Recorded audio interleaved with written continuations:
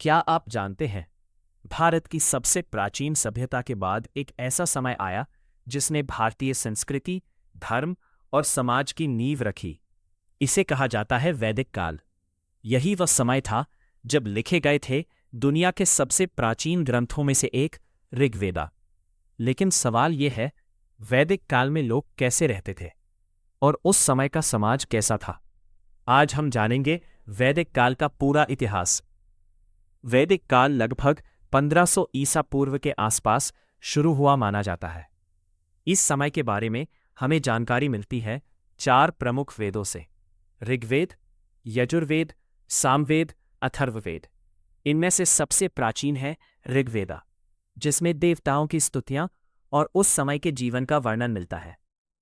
वैदिक काल में समाज 4 वर्गों में बंटा हुआ था: 1 ब्राह्मण, 2 क्षत्रिय, 3 वैश्य, 4 शूद्र। लोगों का मुख्य काम था कृषि, पशुपालन और व्यापार। गाय उस समय सबसे महत्वपूर्ण संपत्ति मानी जाती थी। वैदिक काल में लोग प्रकृति की पूजा करते थे।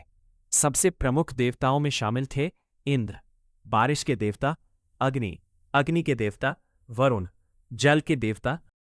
वैदिक काल में शिक्षा का केंद्र था गुरुकुल।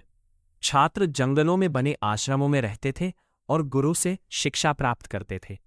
वहां उन्हें सिखाया जाता था वेद, युद्ध कला, गणित, नैतिक शिक्षा। वैदिक काल ने ही भारत की संस्कृति, धर्म और परंपराओं की नींव रखी। आज भी हमारे कई त्योहार, मंत्र और परंपराएं उसी समय से चली आ रही हैं। इसलिए वैदिक काल सिर्फ इतिहास नहीं, भारत की पहचान है। अगर आपको भारत के प्राचीन इतिहास की ऐसी ही रोचक कहानियां पसंद हैं, तो वीडियो को लाइक भी करें, चैनल सब्सक्राइब करें और कमेंट में बताएं आप किस इतिहास